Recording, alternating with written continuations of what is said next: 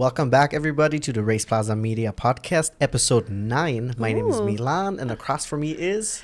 Your sister Pia. Exactly. I was telling a friend last night that you keep introducing me as your sister. I mean, because obviously I am your sister, but it's become such a thing now. Yeah. Just because people have had the misconception that... we're married. Yeah, exactly. Yeah. And this happens to us, not like only just like here, but this also happens when we go like on a walk or something. Yeah, well, because we're close, obviously. We get along. And then we don't look... as alike that you necessarily would think that we're siblings. So for all the Spotify listeners who have never watched us, so I'm actually blonde with green eyes. What are you saying? And you're a redhead. You know that our images are on the logo of our podcast on Spotify, so they know. Maybe that's my Halloween costume. That's you dressed up for the podcast. Yes. Well, there goes my flawless lie. Yes. But let's go back to the podcast real quick. Yes. Real quick. Actually, real quick. Just let's talk about quickly. this one. So we, of course, had F1 racing this weekend in Imola. Yes. And then after that, we're going to talk about the 6-hour race of Spa that I finally finished watching. And then you have some news for us. A little bit, a little chit chat at the end. Yeah, so I didn't get the chance to watch GB3 just yet. Yes. I'm probably not going to watch it today. I will probably watch it before next weekend. Okay, nice. Just because I am very interested. It's just that I've already watched today 4 hours worth of racing, and it's like it's like 1:50 p.m. So I'm like, okay, I need a little break. You know? That's fair. That's fair. Especially with like Le Mans around the corner. Oh yes. I don't want to like. Not that I'm gonna get filled up on racing. It's just like, hey, I need to pace myself. I have this. I mean, obviously, if you guys are new to us, we stream the 24-hour race of Le Mans live, or like we stream ourselves watching it and talking about it. We did it last year for the 24-hour race, which we have a little bit of PTSD from, because there was this 8-hour safety car in the middle of the night, which was rough. Yeah. At times, we did get a little bit of Delulu. Yeah. At the end. I had a whole fight about the Belgian flag. Oh. Like I had a whole meltdown about it. Yeah, I mean, part of it I don't remember anymore. It's like I blacked out. Yeah, unfortunately, there's also like, because we couldn't figure out how to do it on YouTube, because YouTube doesn't let you post a 24-hour stream. Oh, yes. This year we'll have to figure out to cut it, but that means like there's no proof of any of this happening. Yeah. So it was, but I mean, it's coming up next month, which part of me is looking forward to, but part of me is a little bit nervous, because last year wasn't as bad as I thought it would be. Yes. But I don't want to go into it thinking that, and then it will like feel like so long. But usually the endurance races are a lot of fun, because there's lots of things that happen. Yeah, absolutely. There's lots of different classes, of course, on the track. So there's lots of action overtaking the whole time, but it's still 24 hours. It is. And I'm also like in this like era of my sleep where like if my body's tired, it will just shut down. Yes. It's just not interested in even fighting or anything like that. I mean, of course, the saving grace is that we'll be both on the couch, sitting next to each other. So, and last year we also did like every hour we got up and did some movement, stretching, whatever, off camera. Yeah. But that definitely, I think, did also help. And we made some smart choices in terms of like food and beverages, not to do too many sodas or sweet drinks or energy drink. We didn't even do energy drinks. I made an espresso for us. Yeah, but it was at like 4 in the morning, just so we can power through the last couple of hours. Yeah. But anyway, so that's coming up, guys. If you wanted to, hopefully June 14th to June 15th. Okay, perfect. Yeah, so we'll start that live stream early in the morning on YouTube. So if you're around, tune in, even just for a little bit to say hi. For a longer time, if you want to hang out, come in every once in a while. If you want to, just to make sure we're still there, I promise you we will still be there unless something tragic happens. But yes, tragic as in our internet goes out. Yeah, exactly. Nothing else. But we both fall asleep. And then you can watch us sleep, which is not a good thing. That's why on the plane, now I'm being vulnerable, on the plane I wear a mask when I sleep, just because I don't want the mouth to open wide and drool to be visible, because I drool every night when I sleep. Not true. Not true, but anyways. But it happens like if you're sitting up, right? Because then you're in an unusual sleeping positions, right? Yes. But I understand why you don't want to have like a fatigue, like you don't want to overdo. But the good thing is like the GB3 races you can watch anytime on YouTube. They are short, so yeah, you can easily watch them like throughout the week. 25-minute races, so I will watch it. It's just not today, most likely. Fair. So, however, we're going to get right into it. You watched qualifying for F1. I only read about 2 red flags and a controversy. So, why don't you enlighten us a little bit more about that? And then we're going to get right into the race. Yes. Qualifying was wild. I mean, going into it, we have a group chat with some friends, and they were already messaging like, qualifying was wild. And without any spoilers, I was trying to avoid any spoilers. I had seen something, but not enough to indicate what really happened. So going into it, I was really excited. As soon as I turned it on, it said 1 hour and 50 minutes. I was like, oh, wow, this is a long qualifying. Time for qualifying is an hour? Yeah, about an hour, maybe a little bit over. But yeah, so usually it's just like an hour. And so I was like, oh, shit, it's like almost double the time. So something must have gone down. And as soon as qualifying started, I think we were less than 2.5, 3 minutes into it. Unfortunately, Yuki Tsunoda had a really mean crash. Yeah, he did like a whole 360. Yeah, I mean, at first... Like, he did like a spin. Like, yes. Not like he spun on the floor. Like no, he topped like overhead, essentially. Because it was quite scary. One, when you first saw the coverage during the qualifying, you saw that he ended up in the walls at some point. You saw that the car was pretty damaged, like very, very damaged. But not until they did the replay, you saw how, like, he got into the fence, then he turned over twice. He landed on the top for a quick second, but then the momentum still kept him over. So thankfully, he landed on the tires, like bottom down, as it should. And he got out of the car pretty quickly. And he was moving nicely, which was, because it reminded me almost a little bit of Zhou's accident. Obviously, Zhou was on the halo skidding through and then he got trapped bit. In between the fence, right, and the audience. Exactly. So it's even worse, of course. But I feel like we haven't had this bad of seeming accident that it. This year? I can't recall as bad. We had some crashes, obviously. No, of course, we've had crashes. But this one was because he got air, got into the fence, went back down. Full 360. Yeah, and it was also... It's cool nowadays that you have so many cameras. So you get coverage from all the different angles. And we also got coverage from inside the cockpit as he was like flipping. And the good thing is, which gave me some peace, is that you could see that even the halo barely hit the floor or any resistance. Like, obviously the halo is there to protect Yuki or any driver, that it wasn't even close. Like, of course he had an incredible G-force. That's why he had to go to the medical tent afterwards, because there's a safety measure. If you crash with a certain amount of G's, you have to get checked out just to be cleared, which I think is 100% reasonable, because not everything is a visual indication. Yeah. But it was, I'm happy to see that Yuki was good. He got out of the car, no major or no noteworthy injuries. I'm sure he's banged up and hurting, sore, exactly.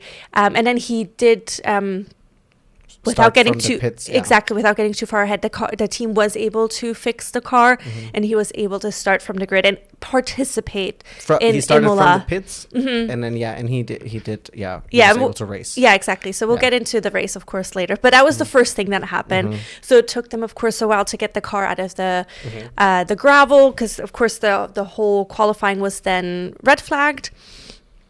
Then we finish Q1. The first couple of people that went out in Q1, of course, Yuki, then Ollie Behrman, Ocon, Hülkenberg, Lawson. And then you want to talk about a controversy? And then, so then this gets into our controversy, because Colapinto also had a crash. Okay. Wait, I'm trying to... No, because it's Ollie Behrman who didn't make it into Q2 because of the... Right? Yeah, but he didn't make it in because of Colapinto's crash. That happened in Q1? No, that's why I'm confused right now. Okay, just tell it. It doesn't matter which Q it happened. Just tell us what happened. Must have happened in Q1, because Colapinto crashed, I think, right at the end of Q1. Yeah, he crashed right at the end of Q1, so he already had times already in the in the timing page, during literally the last push lap, which was already, when a qualifying is red flagged, strategies change. You have to figure out again, how many push laps do you have, how many outlets do you have, which tires you use, fuel, yada yada. It changes your whole strategy because everything is now off. Some people already had a time in, I think, when Yuki had crashed, but I think it was barely anybody. So by the time Colapinto crashed, right at the end of Q1, there were still several people who were still out on a lap trying to get a final time in, and that was one of the people was Ollie Behrman. And then he, I think 3 seconds, I had read it up this morning, 3 seconds before he crossed the finish line, Colapinto crashed. And then so the controversy was because at first Ollie Behrman's time was counted, which would have progressed him into Q2. However, then it was reviewed, and he was already super pessimistic then because he was like, oh, once they review it, I know they're not going to review it in my favor. And then he was kicked, his time was deleted, and he ended up qualifying in 19th place. So the controversy is because the red flag was issued. It was issued a little bit later, so it wasn't on his display, and you couldn't see it in the far distance because there wasn't any red flags on the side. So he didn't see the red flag, so he didn't take off speed. He didn't lift or stop his final lap. However, the orange flag was waved. And then the orange flag light did pop up apparently on his steering wheel. So that should have indicated that to abort the lap. Okay, but in the end, because we've spoken about it, but now that you explained it to me again, in the end, I don't think it would have mattered whether or not he saw the red flag, because the red flag just means that the time is deleted, right? That the time doesn't count. He's not getting penalized for finishing the lap, right? Because I thought that last year, Lando got really unlucky in one of his qualifying, and then the red flag just came out just before he finished the lap. Yeah. So it just didn't count. So I understand that people are upset that hey, this is such a small margin, but in the end, the outcome would have been the same, right? I think the red flag didn't come out properly until he had already passed it. So the driver behind him, which I think was Stroll, he saw the red flag when he had crossed it, but by the time Ollie Behrman had crossed the line, only the orange flag was waved.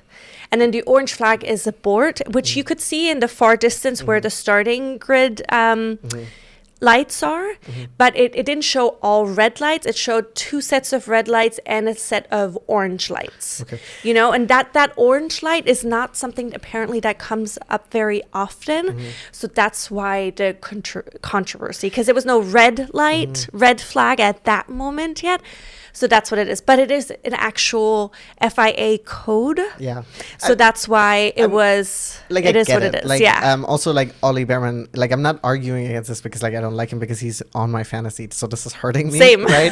But, in the end, it's that's just a rule, right? Yes. It's, you got the orange flag, you got the red flag, and it sucks that this was, literally right before you finished your lap, right? Yeah. But, this is going to sound not ideal, but it's sometimes you win some, sometimes you lose some. Yeah. Sometimes you get lucky with a safety car and sometimes you get unlucky. It's kind of like that. Yes. And it is of course also unfortunate that the person who caused the crash still makes it into the next one, whereas you then get punished for it, especially because your lap time would have been enough, I think, if I'm understanding this. Yes. So it is unfortunate, but that's unfortunate racing, right? So Colapinto did technically make it in Q2, but he couldn't compete, of course, in Q2. However, he did end up getting one place grid penalty, because he was released too early into the fast lane in the pits when they restarted Q1 after Yuki's crash. Exactly. So that was a miscommunication part from the team, which is his engineer also apologized over the radio because there was just miscommunication happening. And of course, because it happened over the radio, the stewards of course knew about it, so they can't not give him a penalty for it, because it was clearly an error, because they're not allowed to enter the fast lane until it's officially announced when the qualifying is resumed. So then they hadn't officially announced it yet. It was just like an estimated, like, hey, we're going to start it probably back up. Yeah, so that's why he was released too soon, which was a bummer. But then going into Q2, big disappointment was that neither Ferraris made it out of Q2. Yeah. Also, big bummer, Kimi Antonelli didn't make it out of Q2, which was really, really surprising. So the huge surprise going into Q3 was we had both Williams, which is not as big as a surprise as we had both Aston Martins in Q3. 100%. Also because they went with a different strategy. They ended up starting to use the medium tire. Okay. Well, one, they came in with new upgrades, which we are assuming Adrian Newey already had his fingers in those. So we're having a high expectations of those. But then they also, because lots of people had struggled with the soft tire, it wouldn't switch on as fast as they needed to. It didn't have the grip that everybody wanted, because it's the first time they used the softest of the Pirelli tires, the C6. And then so Aston Martin was like, well, they already had a decent time on the board in Q2. So they were like, we're just going to risk it and go with a medium, and it worked really well for them because then they both qualified in the top 10, which was incredible. Do you want to give us the top 10, the starting grid? Sure. So the starting grid, where am I? Here am I. I'll start from the back. Okay. Which is with the number 10, starting in 10th, is Pierre Gasly, which was, of course, really nice to see him also in the top 10. Then we have Isaac Hadjar, who has, I believe, although, I mean, granted, it was only his sixth qualifying, but all seventh qualifying. In all of his qualifying, he's made it in the top 10, I believe, if I'm not mistaken. Hadjar? Yes. He's also my fantasy. Yes. Then we have in 8th, we have Stroll. In 7th, we have Albon. In 6th, we have Sainz. In 5th, which is fantastic for your fantasy, is Alonso. 4th, we have Norris, which was a little bit of a surprise. Yeah. We have Russell in 3rd. He also ended up going on his final fast lap on the mediums, which did help him as well. Gave him a little bit of extra time, so he was able to squeeze ahead of Lando. And then we have in 2nd, we have Max Verstappen, and then in 1st, we have Oscar Piastri. Exactly. And then so before the race, you had asked me how likely the chances are of Oscar winning the race. And I was telling you, if he can defend going through lap 1, if he can keep in P1, then, and nothing crazy happens, then he should be fine. Yes. So let's talk about that. Okay, so the race itself, so the race start, right?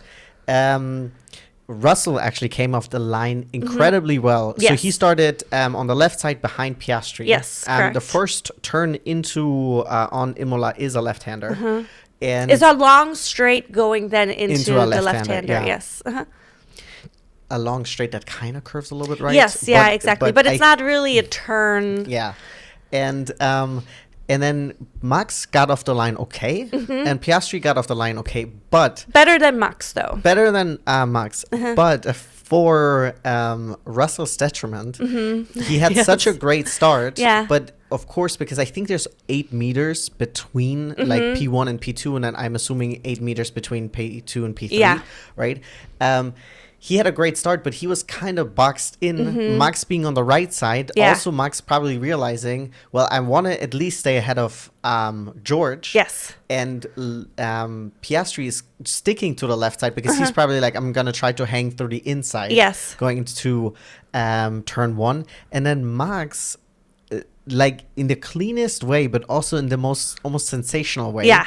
It was a really beautiful... Send it around the outside, not really pushing anyone, very respectful. Of course, Piastri had mega awareness that he he knew that Max was right there, you know, because you have to have this awareness, right? And then Max sent it around the outside, and then essentially going into T2, he takes P1. Yeah. And from then on, he was like, goodbye, everybody. Yes. I am doing what I did last year and the year before. Remember when we all hated that? Yes. I'm going to do that again. Yeah, exactly. Yeah, he just drove off. The Red Bull, I think, did come with upgrades.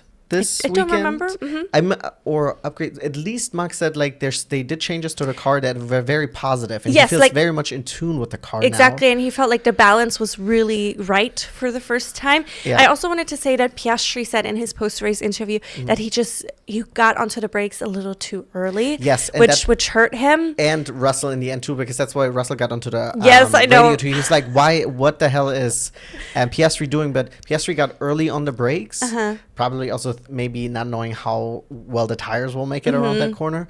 And then that obviously forced George to also, get on the brakes even earlier. And then Max was just like, goodbye. Yeah. Well, because also Max, although he was on the outside, it was closer to the actual racing line.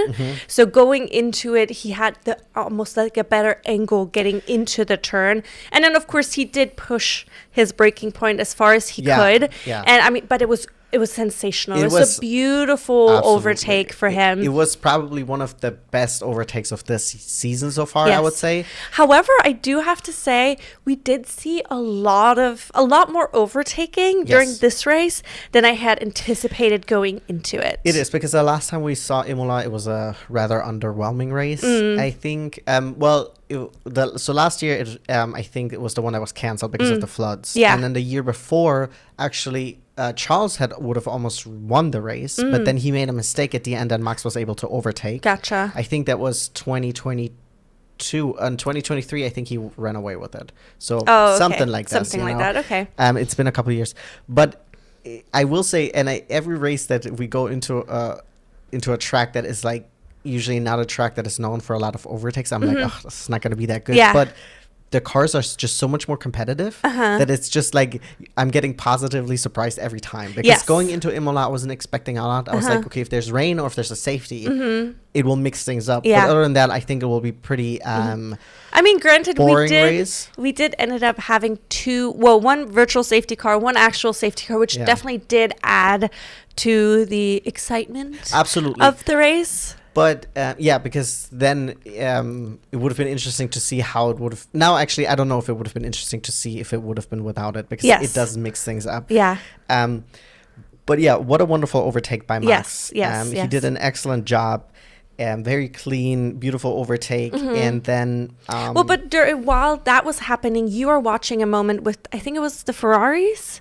Yeah, I didn't even see that because I got caught up watching the Ferraris, which I know they were in the background technically, but then it was kind of like it was Charles, it was Lewis, and then it was Antonelli. Yes. And then there was obviously some people braking earlier, that's what it was, and that's how Antonelli was able to make the pass on Lewis. Yeah.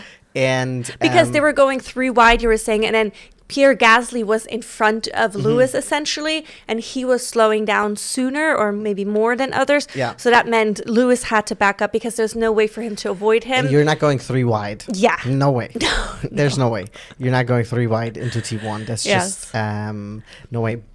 But then, so then Lewis kind of lost the position, and then he was kind of stuck behind Antonelli because Isaac Hadjar was passed by Gasly, but he kind of had a little bit of DRS also. So and then Antonelli had DRS, and then Lewis had DRS. So for the first almost 30 laps, Lewis was just stuck behind that DRS zone because the Ferrari. So going into the race, even though I didn't see qualifying, I was like, yes, the Ferraris qualified out, didn't make it into Q3, right? But I wasn't like, I wasn't crying wolf, because I know that the race pace is always better than expected. I know also, especially Lewis usually has been the last couple of years, always better race pace than qualifying pace. But I was like, and I know that the people that are in front of him, even though the cars are more competitive, I knew that the Ferrari would be able to take them. And then also, it is a home race. And also the power of the Tifosi. Exactly. It is a home race for Ferrari, right? And I think the Tifosis, they do give them 2 extra horsepower, and it does make a difference. It does make a difference. There's something in the water, something in the air, something in the atmosphere. Yeah, it's just Italian power powering the Ferrari engine. Yes. But what made this race also really interesting was the tire compound, because the tire compounds were a little bit more unpredictable than they were anticipating, I feel like, because a majority of the drivers were starting on the mediums. And there were several drivers like Hamilton and Antonelli who started on the hard tires. So it was a question. Some people were complaining quite early that the tire degradation was really high on the mediums. Yes. So we had several people that went quite early. I think lap 12? Yeah, starting lap 12. The anticipated pit stop window started at lap 19, but several riders, including like Sainz and was it Leclerc and Piastri and Alonso, went in quite early, like around lap 12 or after. Out of a 63 lap race. Exactly. Out of quite a long race because they were just like, I guess maybe nervous. The tire compound, it wasn't quite doing what they thought was. But then for whatever reason, the medium tire compound came back alive. Yeah, I feel like you just had to drive through like a layer of it that was just not quite grippy enough or whatever. And then because then Max and Norris and Albon and Hajar, several people who stayed out on the medium for a long time. It really worked for them because you always Norris. Have the I said Norris, yeah. Oh, sorry. No worries. Because you always have the timing table up, which is really interesting. So I can always ask you, how's so-and-so doing on the timing? It really showed because they were still having incredible pace. Yeah. And that's kind of also when Piastri's race more or less fell apart. I think, yes. And I think his race would have fallen apart regardless of the VSC and the safety car. Because like you pitted him so early. Like I think Max and all of the ones that stayed out late, they started pitting their medium tire around lap 29. Well, because because that's when the virtual safety car that was in 27. Yeah, so 27 is when Ocon DNF'd. So 28 maybe, right? Yeah, so Ocon DNF'd in 27. There was some issue. It stopped. Yeah, and on the straight going up the hill, he pulled over into the grass, which was nice, so he got out of everybody's way. But because it was on the middle of a grass patch, they had to bring out the virtual safety car to take out the car, and that of course aided everybody who hadn't pitted at that point. You saved 10 seconds out of a 20. So usually the average pit stop is 28 seconds on Imola, just because the pit lane is so very long. Yes. And they're only using half of it, right? Yes. But in like a World Endurance Championship, you occupy all pits, I think, or majority of them. But then without the VSC, I think the medium tires would have probably stayed out for a little bit longer. Yes. Well, they were talking about also that Magnussen last year. Was it last year then? So maybe Imola wasn't canceled last year, but the year before maybe. Oh, yeah. But he was on the mediums for 37 laps. Okay. They were saying, which he had pushed him quite far, but so it was possible potentially to stay out on those quite long. And I remember the only person who pitted before lap 12 was actually Ocon, who did one lap on the soft tires and then came in for the hards. Yes. And I was like, oh, they're just going to do an insanely long hard stint. Yeah. But it never even mattered because then, of course, his car stopped working. And then the VSC came out, or was it, right? Yeah. So VSC, everyone has to drive a certain speed limit. I don't know exactly what that is. I know it's in the WEC, it's 80 kilometers an hour. I don't know if in Formula One if it's a little bit more. Gotcha. I could imagine, just because you have the GT3 cars that might not. Yeah. I don't know. Fair. But so that then, of course, everyone ended up pitting who hasn't pitted yet, right? And then that also helped make things interesting again, because then Lewis on the new tire all of a sudden was able to overtake Antonelli, and then he was able to overtake Hajar. And then we had Charles, who was devastated. Oh my gosh. Charles was so upset. And I get it, right? Yes. Because it also seems like Charles is just sometimes so unlucky. Yes, truly. And it's like, yeah, I don't know why his karma sometimes is so against him, because he seems genuinely like such a good person. But he's just like sometimes surrounded by this the bad worst luck. You know? Yeah. And I mean, he's aware that it was not anybody's fault, but of course you're still frustrated. And one of our friends had posted an image in our group chat that about, like, obviously it's a fake image, that Charles Leclerc went to an orphanage and the kids were saying like, we've never seen anybody with such sad eyes or something like that. Because he's a Ferrari driver. But yes, well, and also because he's just generally just always like sad boy. I think it's his eyes, right? Yes. But this goes back to like people are so willing to always like paint the devil on the wall. Of course. Sometimes I'm like, especially if it's a team that I like, obviously. Yeah. But then, and then Charles actually was then able to actually overtake because the VSC ended up costing him to actually lose time, and he ended up behind Hamilton, even though before the pit stop, actually everything would have worked out and he would have finished ahead of Lewis. But then, he did also pit during the VSC, had the fresh tires, was able to pass Antonelli as well as Hajar. But then, and then they were on opposite compounds. So at that point, Charles was on the hard and Lewis was on the medium. And then Lewis was starting to catch Albon. However, Charles was also catching Lewis, but we never got into battling distance with each other because then, unfortunately for the hometown hero, Kimi Antonelli, a very rare occurrence, especially for Mercedes, who are, I mean, every team hates it, but I know like Mercedes really hates it when their car is stopping. Yes. So he had to park the car at the same strip where Ocon's car stopped working. Just a couple, like a few meters up the road. Yes. But this time around, which I still don't understand, is they brought out a full safety car instead of doing a virtual. The safety car obviously then completely neutralizing the race again. A lot of people ended up pitting again. Yes.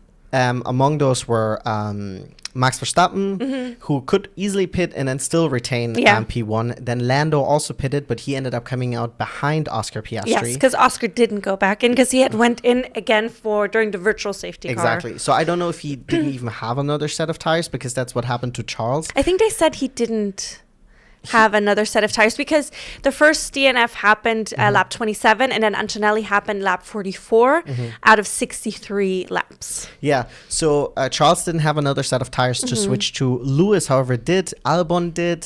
Once again, Norris and Max did. So then when the race restarted, and of course during a safety car, everyone gets to bunch up again, whereas a virtual safety car, the distance essentially stays the same. People just have to drive a certain limit, and then you can maybe make up some time if you have a good restart after virtual safety car. And then Lando already got on the radio and he was like, guys, hey, I see that Oscar's tires are not that good, and I'm not saying give me the position, but like, you are saying, but let's not fight that hard, which is, listen, on one hand I get it, right? But on the other hand, it's like it's ridiculous to even insinuate this because at this point, Oscar is leading in the drivers' championship, right? No one is really thinking that anyone will most likely take that constructors' championship away from the McLaren, even though we have still the majority of races left to go, but both cars are so competitive. Whereas in all the other teams, there's too big of a margin between, or both drivers are not up front high enough to really make a dent into it. Exactly. So I was like, okay, dude. Because I told you before, it's like he cannot ask for that. No. Because you cannot tell the driver who's leading the drivers' championship, give up the position to one of the guys who's trying to beat you in that championship. It's just not on. Yeah. However, Lando then ended up passing Piastri after a few laps just because like his tires were almost 20 laps younger. So, and what I also thought was really annoying, besides the fact that they brought out a safety car, is that the safety car was out very long. Yeah, you were saying that while we were watching it, it was out quite long. Yeah. And it also, not only the question was, why did they have to do a full safety car, not a virtual safety car? I wonder if it's because where the car was, maybe it was too far down the track that they wanted it because they had to, I don't know, maybe whatever. There wasn't the hole in the wall where you pushed the car in. I don't know. I don't know. It's that. Then, of course, we had Ollie Behrman, who was behind Max at that point. So he had to reposition himself. He had to unlap himself. Exactly. And then you have to wait until he catches up at the end because otherwise it's also really unfair. You let him pass and then immediately the safety car goes back in and he's like half a lap behind everybody else. So you do have to wait. And that took almost 2 laps before then the safety car could go out to restart the race. And then Max had a great restart. Yeah, absolutely. And he's very good at that. So no, I've of course. Never doubted that. One is that, but then also just the tire age. Like Max on a brand, like a couple lap old tires versus Oscar, who is on a hard used tire that's like 20 laps old. I think it was like 29 laps old. At that point. So it's like old, it's used. You could clearly see on the close-ups during the safety car rounds that there's so much debris on the tire. And then so getting that up to temperature, a hard tire anyways compared to the mediums that I think the other two were on. No, I think Max got back on the hards. Yeah. A second set of hards. Oh, okay, gotcha. My bad. But either way, the tire was much fresher, right? Yes. Lando was on a much better tire. So then Lando made quick work of Oscar. And then we actually had Charles and Albon fighting it out for P4. However, then one of the battles going into T1, Albon did push quite a bit, but then Charles did not leave him any room. And so then Albon had to go through the gravel, which gave Lewis the opportunity to actually also pass Albon, because Lewis was on a charge, because he was on a fresh tire. He had just passed Russell, and Albon really struggled in making a pass on Charles, even though he was on the fresher tire compound, and the Williams was quite fast. But whereas Lewis was able to pass Charleston really, really easily the following lap when he got into DRS, Albon really struggled because he did a couple attempts and he was never able to make that move. Yeah, I wonder if he just couldn't figure out the right timing or positioning. I mean, know. Charles, of course, defended also nicely, but I agree. It took him a little bit longer. Leclerc ended up being asked by his team to give the position back because he was already investigated for because if you look at the replay, he should have left Albon the space, and a 5-second penalty at that point would have cost him several positions. Yes, and it's just not worth it. It's not worth it. He was very mad on the radio, but I think if he later on, if he went back and looked at it was definitely the right call by Ferrari. Give back the position, and then I mean, the chances of him fighting back for that on those old tires is never on. Yeah. But like taking that, that 6th place over maybe finishing behind like in 9th or something like that. Or maybe worst place. Yeah, 9th probably. It's, it's night and day. Like that was the right call. I will say if it wasn't not for that long safety car, I think there would have been a chance maybe Lewis even catching Oscar. Yes. Because later on, towards, I think on the last lap, he was within 1.4 seconds. Yeah. And he was cutting down on that time because Oscar, of course, on those 30 lap old tires at that point, just wasn't as competitive. It would have been interesting to see that. I would have loved to see Lewis on the podium in Imola. Come on. No, dude. of course. I would have loved to see that. His first Ferrari podium at home. Main race podium. Sorry. Yes, of course. My apologies. Yes, because we corrected the commentator during the race too because he didn't say that properly. But yes, his first main feature race podium would have been beautiful to be at Imola. But then on the other hand, since I'm rooting for Oscar, it would have hurt his standing even more because now Max already gained a lot of extra points on him. Yeah, and then also Lando gained extra points on him. I mean, he's still in the championship lead and blah blah blah, it's still a long season, but I mean all the points count. We know it from all other championships. Every single point counts, so it's tricky, but especially in a season that is so competitive this year. There was also a chance for Albon to maybe, depending on there's always the questions like, what if there's no safety car? What if there was no virtual safety car? Would the Williams have maybe had a chance to be on the podium? Or at least come in 4th? The best result of the season so far. I think Albon would have had maybe a chance to make it onto the podium with the same race, with everything the same, if he would have, on the restart, maybe jumped Leclerc. Because then Oscar was going to get passed by Lando, and then Alex maybe had some time to race in clean air, and then he has all this pace, right? If he would have not struggled as much. But these are always what if, right? Exactly. Which are all really fun scenarios. Thinking about it reminds me of like Marvel, the What If. Oh, the What If series show. You know, I mean, there's so many what if scenarios and things you can think about for every single race here. But overall, I would say it was a much better race than I had anticipated. Absolutely. It was a lot more interesting. Do you want to just talk about maybe big winners and losers of the race? Yeah, of course. In our opinion. Yeah. So I think the big losers of the race, absolutely, Fernando Alonso finishing in 11th after starting in P5. Yeah. Really. Also, just unfortunate because of the virtual safety car and then the regular safety car. He was just unlucky because he was one of the people who pitted early. Yeah. Because he said the car felt amazing. Yes. He said it felt very racy, and he finished in 11th. So he ended up making up some positions at the end. He did have a very upsetting radio at one point, though. Like, I'm the unluckiest driver in the world or whatever, with some strong language mixed in. Which I thought was very surprising that he had said it, and then hearing his post-race interview was a lot more positive. And of course it could have been the heat of the moment, because he was taking like hit after hit at that point after starting so good. But it sounds like he's happy with the car, or happier with the car than where it was at the beginning of the season. Exactly. And then it seems to be some hope that maybe they will take some strides moving forward, because the last couple of seasons we had Aston Martin start really strong and then just dip down, go downhill. The upgrades didn't really do much for them. Now I feel like we're maybe at the precipice of the opposite. They had a really poor start of the season, and maybe now with the new upgrades, maybe with the Adrian Newey magic, things will change, which would bring a lot more excitement, or even more excitement, to the season. Yeah, and it's also because the beginning of the race, Alonso was sticking with the top 5. He was not dropping off. He was not having to worry about fighting for his P5. So it is very unfortunate. I think one of the big losers is also Pierre Gasly. He made a big mistake fighting with Charles Leclerc at the beginning of the race. He was trying to go around. I don't know. I can't remember if he was defending, but essentially the outside through the corner, but there was no grip on the track. I'm assuming there was no rubber.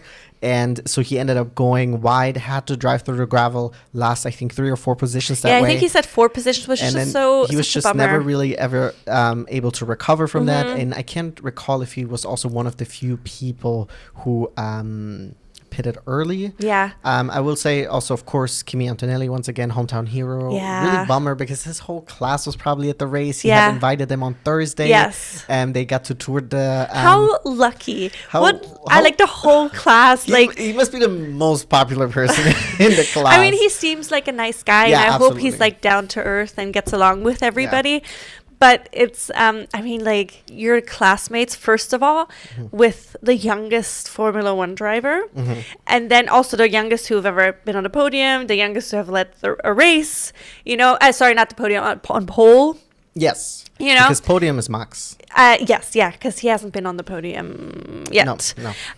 Yet. So, I mean, that's, So it's already kind of cool that you already have this association with him. And then to get the invite to go to the paddock, you know, to be backstage, essentially. And it's just like experience all of this is such a... I mean, it's a privileged experience. It's a once-in-a-lifetime experience. Not a lot of people get that opportunity, so good for them. Like, absolutely awesome, and so nice. And I mean, heartbreaking. The only good thing, I guess, is that it wasn't his mistake. Yeah, it was. He didn't crash it, and that's really he didn't also seem too devastated afterwards, because it's literally like the car stopped working. There's nothing he can do, right? It would have been more devastating if he would have put it on wall. So yes. Other, I think, losers. Definitely Oscar Piastri, right? Big. I mean, he was so disappointed in his post-race interview. And you can tell McLaren made absolutely the wrong call. Yes. And we talked about this, and I thought it was very interesting, because Oscar obviously was ahead of Lando, and at the beginning of the race. Exactly. And then the Williams did the strategy that I thought would make sense, is they first pitted Sainz, and so they did the offset strategy to see if it works. And Sainz started behind Albon. So, yes, you're going to give the car that's behind, you're going to maybe do that pit strategy. Well, actually, Sainz started ahead. But he was passed, right? But then he was passed. Yes. Yeah. So, and then I don't know if Lando's engineer's just better. I don't know. And of course, sometimes you just make the wrong call, and in hindsight, it's 2020. Yes. But it just seems so almost egregious. Yes. That it's just like Oscar's doing everything right. And especially after that first pit, he drove all the way from the back up until 4th place again, right? And he put all that work in. Yes. And for not really. And then another, like, obviously that's also racing. Like, there's nothing you can do about it, but it's just really frustrating. And you had pointed it out when we were talking about it, or afterwards, or just before we actually started filming, because this was such a strategy heavy race. Not that none of them are, they all include a lot of strategy, but this one you had to adapt strategy so much. I'm so surprised that we didn't hear more of Ruth. Because Ruth was there for qualifying. Bullshit. Obviously, we're a huge fan of Ruth. We love Ruth. I think she should be at every race. We should hear so much more of her. I think that's the general consensus with most people online. Yeah. Everyone loves her input because you're getting input from someone who from this. Like, I love that we have David Coulthard. Yes, because he's a 13-time. I think he won 13 races, 13-14 races, which he brings a lot of input. More than Jenson Button. I mean, obviously we have Jerlyn Palmer also, who's also been in F1, but his experience is a little bit more limited than DC because he's had many more years of experience. Absolutely. So it's good to have a driver's experience. Also, I like that they're quote unquote different generations. They drove different cars, of course, which also helps. But then Ruth is a completely different side of the coin with the strategy and like her input, I think, is always so interesting, and she explains it really, really well. Absolutely. So I wonder if maybe she wasn't there on Sunday. We didn't watch the post-race show or pre-race shows or anything. We usually don't, yeah. Sometimes we do, but rarely. I think only if we watch it live. Yeah, that's true. But I was just like, why didn't we hear from her? Because it would have been so interesting.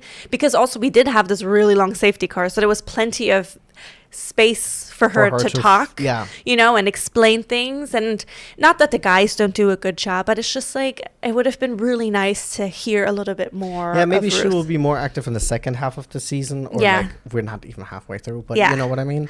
No, we'll see. But I mean, she was definitely missed, because I think this would have been a great race to hear from her. But let's go into some of the winners for... I think the first one I want to talk about is Yuki Tsunoda. 100%. Yuki Tsunoda starting from the pits and finishing in P10. I think it's not only like phenomenal for him. Of course, like there was benefits with the virtual safety car, yada, yada, yada. But I think this is also a testament to how good the Red Bull car is being. Yeah. You know, because...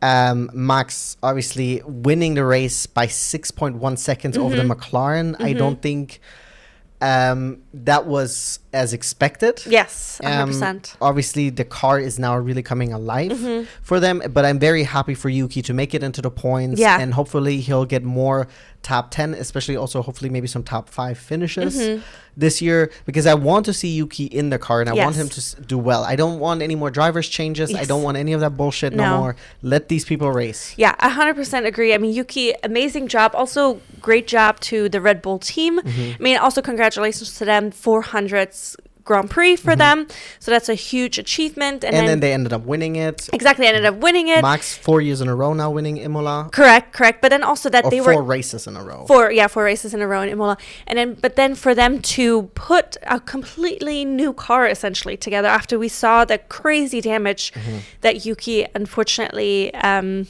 collected during his accident. But yes, that he made it through those crowds, and it's also. Keeping in mind, this is only his 4th race? 3rd or 4th race? So this is the 7th race? Or yes. Right? So then it's a 6th race, right? Because Lawson was cut after race 1? No. I think so. I think he had 2 races. No? I thought he had 1. I thought that was the whole bullshit, that they gave him 1 race and then they're like, fuck you, dude. Oh, no, I thought he had like 2 races or whatever. But anyways, it's really impressive. Oh, excuse me. Cut it out. sorry, that because he's still getting used to the car, and everybody has been talking about how difficult the Red Bull is to drive. So for him to adapt to the car and do decently is great. So I'm snatch up that point. Yeah, and exactly do that. And then I am excited to see how he will progress throughout the season because he's a great driver, and I hope we get to see more of him because we didn't have too much coverage of his because there was so much other action, of course, happening on the grid. But yeah, huge shout out to Yuki Tsunoda. Also, Isaac Hajar, excellent race. He started in 9th. He ended up in 9th. He was very happy with the overall performance. Especially his pace was really good. He kept that Mercedes behind him for a long time. Yes. And then because keeping the Mercedes behind, he also kept a Ferrari behind. Yeah. Once a Ferrari came through, that was it. But still, like, being able to, keeping a car that has been consistently in the top 5 the last 6 races is very, very impressive. Yeah, and also very good for my fantasy. Yeah, no, same here. And it's also, he has been outperforming Lawson so far. But yeah, it is what it is. Yeah, but with Lawson, I'm like, bro, race your race. Yeah. This time, we unfortunately didn't have really any big incidences. Like, he wasn't as hyper aggressive. I was nervous going into it. We were talking about it when we saw the starting grid that Liam Lawson and Franco Colapinto were starting next to each other, and they're both can be a little torpedoes. Yeah, exactly, on the track. So I was a little nervous, but luckily they both kept it clean. Yeah. Also, you heard Franco's radio message right at the beginning of the race. He thanked the team for putting it together because it's also, what a bummer. It's your first qualifying with the team and you immediately put it in the wall. And it's just costly, of course, too. Yeah. And it's just not how you want to start off. It's also because season. I think this is also how he left Williams, right? Yes. Like, he crashed and then he comes back and he has a crash. And of course, like, this could happen to like any of the drivers, but it's just like you're already in a seat that is very contended for, right? Yes. Word on the street is that he is guaranteed 5 races, but I don't believe anything that comes out of that corner. Yeah. So we'll see, I guess. Yes. But at least he was able to keep it clean during the race, and I think that is solid. He started in 16th, finished in 16th. Yes. So yeah, I think also winners of the race are definitely, I would say Albon in the top 5 is another excellent result for the Williams. He was a little bit disappointed because obviously the potential was there for potentially P3. But he was also saying that it's such a privilege to be disappointed about that. Exactly, especially from where they've come from to where they're now. So it's still nice to see a Williams in the top 5. Like we said, there was definitely potential for more, but it's nice to see him there. And then Lewis Hamilton in 4th. Yeah. Like, he started in 12th. Yeah. He ended up coming in 4th. Yeah. Strategy came into play. He also rode excellently. It's and in his post-race interview, he also said this is the first time, at least in the red car, right? Yeah. That he felt like, oh, this is like, especially second half when he was on a medium tire and he was making those passes, and then also on the hard tire again, like him and the car got along really, really well. He put in great sector times. Yes. At some point, he had the fastest lap of the race. I don't know if he finished with the fastest lap, but like, it's good to see, and that helps with the confidence because my hope is Monza. I love that. God. I love that. Yes. Monza P1. Was it last year getting goosebumps. Where we had the double one podium? Stop with Charles that was Monza magic. I get goosebumps just thinking about it. Goosebumps. Little emotional. But what I was gonna say, I had seen a video on Instagram. A friend of mine had shared it with me about Hamilton. He was driving himself, which I was surprised that he was driving a car, because he's notorious. He's famous that he doesn't like to drive outside of on the track. Exactly. A lot of F1 drivers don't, or several, but like, he has been very vocal about it. But he was driving through the streets of Imola, the neighborhood, because he was driving to the track. And you could there was just fans lining the street. Do you know the car he was in? I'm assuming it was some kind of Ferrari. Okay. But I don't know exactly which one, because I just saw the interior. But you could see the fans with the 44 banners, but also just like, ah. And then one guy was apparently standing at the same corner. I don't know if he was working like a street guy, like a street control person. A traffic controller. Yes, that's what I meant. He wasn't working the streets, guys. No, he was not It's not construction or a man of the night. Yes, he was like traffic control. But every time, Lewis said, every time he drove by, he had so much passion and just like, Andiamo, Lewis, let's go.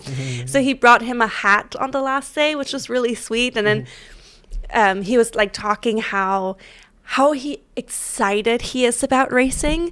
You know, that's like awesome he was talking about like he didn't want to go to sleep last night, and then this morning he woke up at 5 a.m. and he was like, when can I go racing? That's awesome. And it's so exciting to hear, just because of course there are a lot of people, including myself maybe a little bit, that had a little bit higher expectations for Ferrari starting off the season.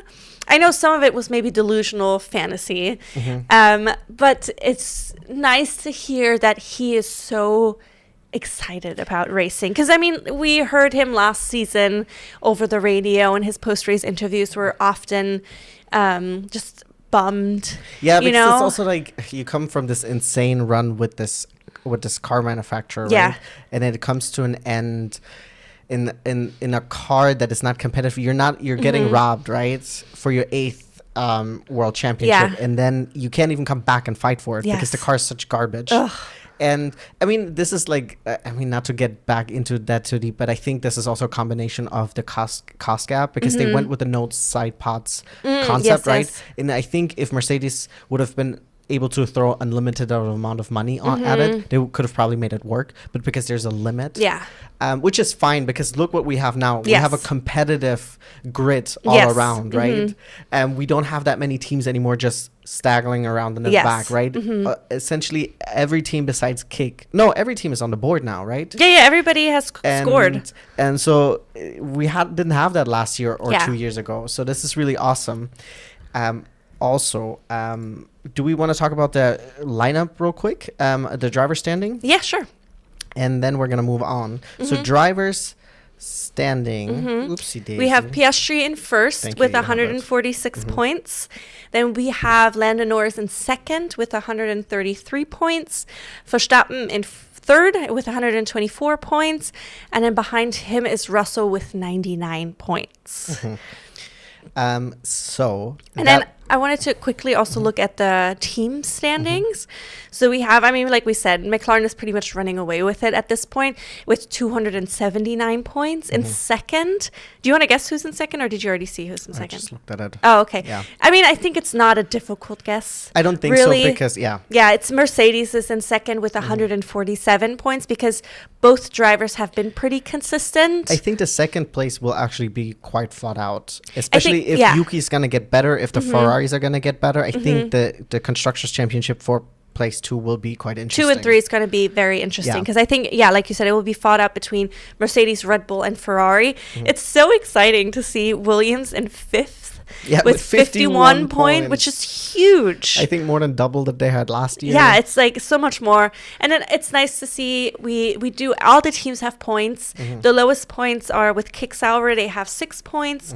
And then Alpine has 1 point more than them, which I think Alpine is, definitely a bummer. It's surprising that we have Haas in 6th too, That's 20 points. Yeah, that's pretty impressive. So next up we have Monaco. Yes. Coming up this... So you're most likely not going to watch it. I'm probably going to watch it. Yeah. Just because I think you will watch it if I tell you it's a good race. Yeah. It depends on, because I'll be out of town. So that's why it's going to be tricky for me to watch it. But we'll see. Yeah, depending on what you report or what my schedule looks like. But it's the second race in our triple header that we have. And then the last one is going to be in Spain. Barcelona. And then we're going soon into, I think, our summer break, if I'm not mistaken. I don't know schedule here. We have round 7 just completed. We have 2 races. No, June, July. No, not really. Our summer break is not for a while. This time I don't think there's as big of a gap as it was. You have like a race at the beginning of July, and then the end of July, and then you have a race at the beginning of August, and then the end of August. So you have a little bit of breaks there. Yeah. But you don't have, like last year we had like twice a 1 month gap. Yes, that is very true. So it's a little bit more spread out, I guess, this year. Yeah. But I think that's everything for Formula One. It was